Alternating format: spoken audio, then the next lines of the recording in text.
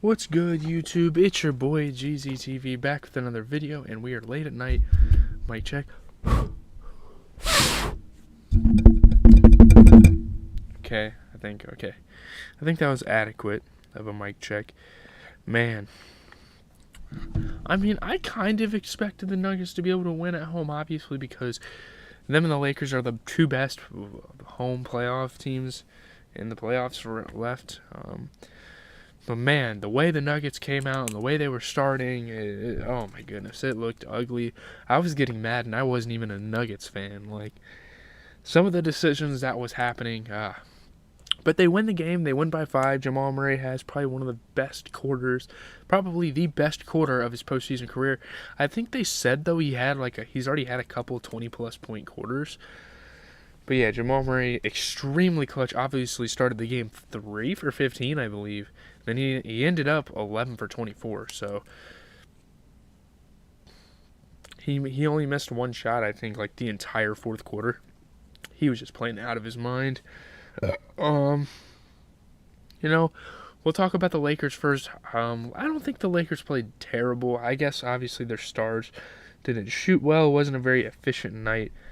This was a team that shot 27% from 3 and under 45% from the field as a team. So, yeah, obviously not a great game shooting, but obviously guys like AD had 18 and 14 off of 33% three-point shooting. LeBron, 22 and 10. 22 for Austin Reeves, shooting 50% overall. 21 points for Rui, shooting 50% from 3, 80% overall. So, like, there were definitely some guys that had some efficient nights. And people are gonna like blame LeBron and AD for all of this because obviously like they're the star players. They have to take blame for a lot of the losses, but I mean you have Jared Vanderbilt, Dennis Schroeder, and Lonnie Walker. All three of those guys underperforming in the first 2 games of this series. Dennis Schroeder couldn't make a single 3. Lonnie Walker couldn't make a single 3 and shot 33% overall. I mean, Jared Vanderbilt, for what he does, what he gets, for the offense he gets, he plays good. And obviously, offense isn't really what the Lakers are looking for out of Jared Vanderbilt. But I'd still love to see him get a couple more buckets here in this game. Be a little bit more aggressive. He has a length. He's athletic. But yeah, I'd put it on those 3. I mean, I don't really want to blame Anthony Davis and LeBron. Obviously, LeBron smoked a lot of game momentum layups, smoked a lot of momentum threes. He shot 0 for 6 from 3. But we know LeBron hasn't been shooting well from 3 the entire playoffs. I mean, the dude shot probably 15 to 20% from 3 the entire playoffs. Not great. You look at the Nuggets, 23, 12, and 17 going into this game for Jokic. Yeah, I mean, I thought Anthony Davis was going to be guarding him or wasn't going to be guarding him and switching for Rui, which they do that off the bench. But at this point, you should probably start Rui. I mean, even though he got 30 minutes, I don't know if it'd make that much of a difference. But, yeah, Jokic still managed to play okay. I mean, he didn't play great. Obviously, he had a triple-double, but, yeah, making history there. Jamal Murray, 37 points and 10 rebounds. The first 3 quarters, this man had 14 points. Then he almost had the same amount of points the Lakers did for the entire quarter, 23 there. And yeah, for a while I was getting kind of worried about guys like KCP and Jeff Green.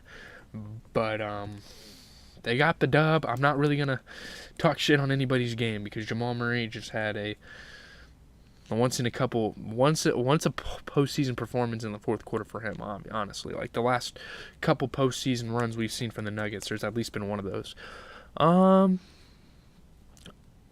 I don't think, coaching-wise, if we want to talk about coaching, I don't think either coach really did anything bad. Mike Malone was fed up for a while because Nuggets were playing really, lazy defense, leaving people open. Darvin Ham's adjustment wasn't terrible because Jokic still didn't end up making a 3, and he shot under 50% from the field. So, obviously, compared to Game 1, yeah, but obviously off the screens and off the handoffs and Jamal Murray, they just have to get better at that. They have to step up. There's a point where you have to protect the 3-point line, and that's what they should have done. And instead of sagging off and afraid of a roll, they just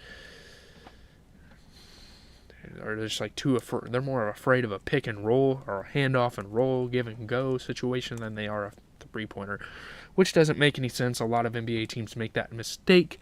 The Celtics made that mistake throughout the playoffs last year. Robert Williams, Al Horford playing the best shooter of all time, literally sagging off of him, and that's why I think we lost that series.